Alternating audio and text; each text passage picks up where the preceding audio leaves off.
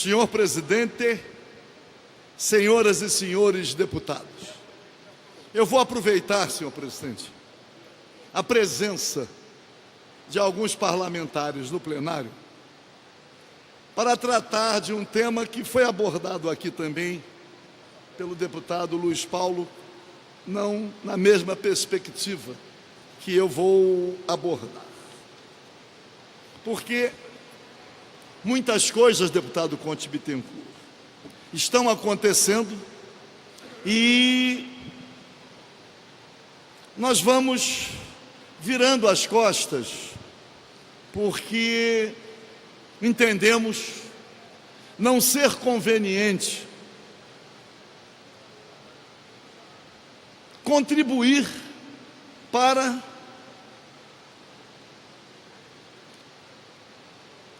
intensificar a divulgação. Embora eu mesmo tenha tratado de várias questões que alcançam o Poder Legislativo,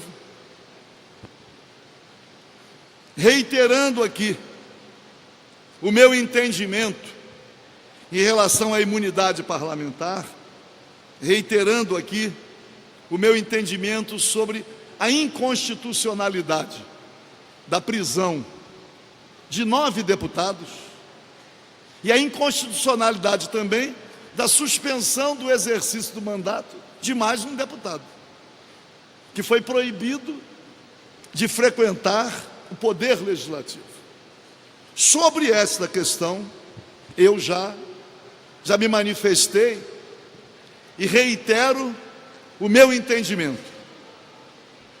Entendo também que progressivamente vai ficando mais evidente o que é chamado de a ditadura do judiciário.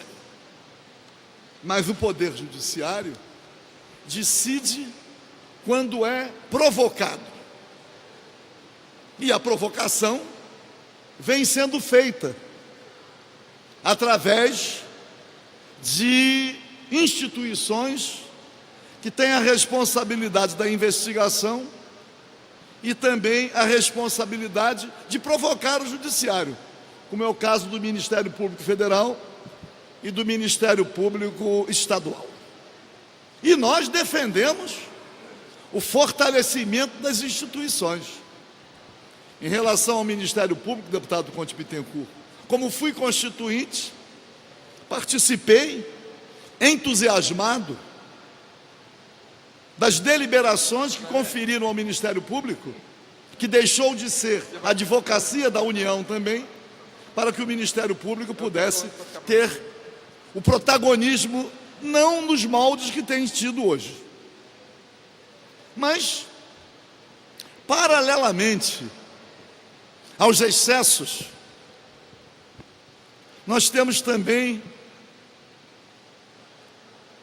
a precarização de alguns direitos. Há 2 dias atrás, houve a comemoração dos 70 anos da Declaração Universal dos Direitos Humanos. Seria bom, seria muito bom, que aqueles que têm responsabilidades públicas procurassem conhecer os 30 artigos da Declaração Universal, mas que pudessem ver também os dispositivos correlatos na Constituição de 5 de outubro de 88, da qual honrosamente eu sou um dos signatários. O relatório do COAF, muito bem produzido, precisa ser conhecido. Por quê, senhor presidente? E eu falo exclusivamente da questão que me alcança. Eu percebo que assessores estão tendo a sua vida devassada devassada. Eu poderia admitir, e não quero, ilegalmente, mas, e defendo que os órgãos de fiscalização tenham o dever e o direito de fiscalizar. Aliás, já em situações concretas, inclusive no Congresso Nacional, eu fui contrário ao sigilo bancário. Eu entendo que o sigilo bancário é uma excrescência, mas a preservação da privacidade das pessoas é um direito humano. Os órgãos que têm a competência de fiscalizar também têm o dever de preservar o sigilo, pelo menos enquanto aquilo que é protegido pelo sigilo não se transforme em processo,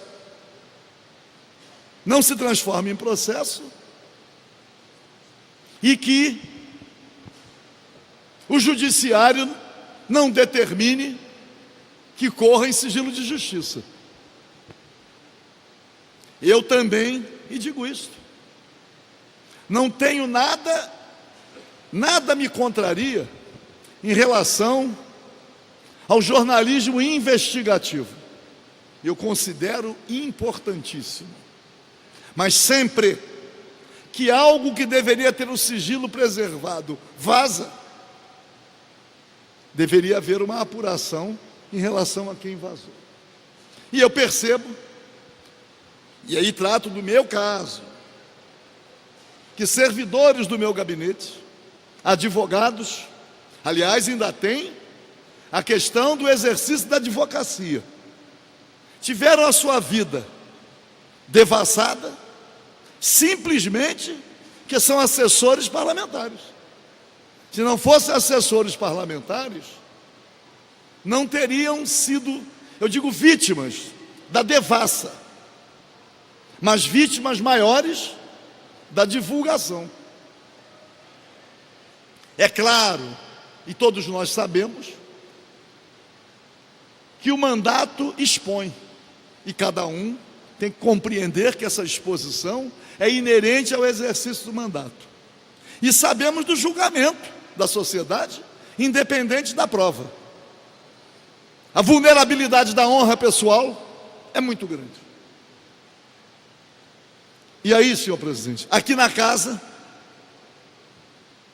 por solicitação do Ministério Público Federal, solicitação do COAF, a Assembleia Legislativa é que encaminhou a relação dos servidores por gabinete. Eu quero saber quem é o responsável que colocou no meu gabinete duas pessoas que não pertencem ao meu gabinete. Eu quero responder aquilo que é pertinente ao meu mandato. Olhando o relatório, lamentavelmente, no caso específico dos dois advogados, Dr. Luiz Felipe Conde e doutora Letícia de Assis, lamentavelmente, a vida profissional foi devassada. A vida profissional em relação aos seus clientes, como na condição de advogados, sem qualquer distinção em relação ao que é pertinente ao exercício do meu mandato. Já estão sendo, obviamente, com a divulgação dos nomes, já estão perdendo clientes, mas já estão também sendo recriminados nos seus ambientes sociais e ambientes profissionais. Estão sendo recriminados sob a suspeição ou o convencimento, principalmente dos adversários, de que eles participam de um esquema que é administrado por alguém que exerce mandato.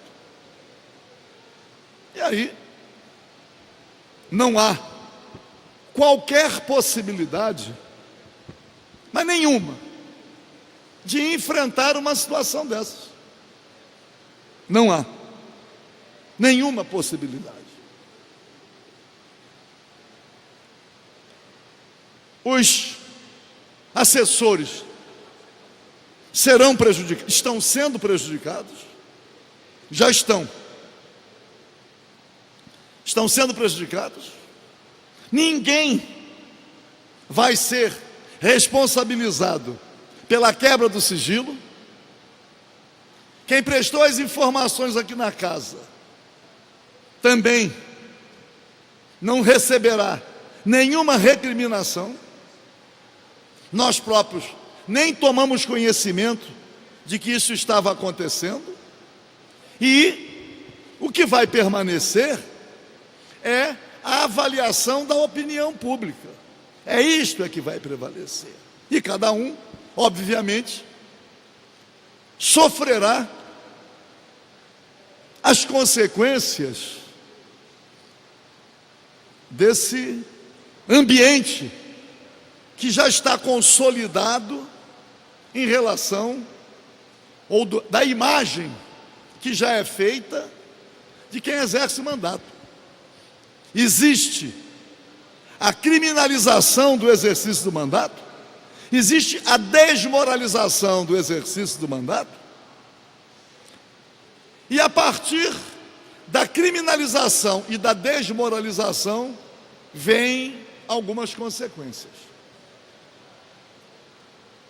Eu não tenho nenhuma preocupação, que eu digo pessoal, lamento muito, mas lamento muito que o Estado democrático de direito já esteja caminhando para a completa destruição, completa, e vai prevalecendo progressivamente aquilo que temos que evitar, que é a ditadura por outros meios. Eu sei que o poder judiciário vem sendo provocado, vem sendo procurado, mas gostou. De qualquer maneira, senhor presidente, eu quero mandar daqui desta tribuna um abraço de solidariedade ao doutor Luiz Felipe Conde e à doutora Letícia de Assis. Eu quero pedir desculpas a eles, por eles terem sido alcançados, profissionais competentes e zelosos que são, como advogados, terem o nome exposto, única e exclusivamente, porque integram o meu gabinete parlamentar. Muito obrigado.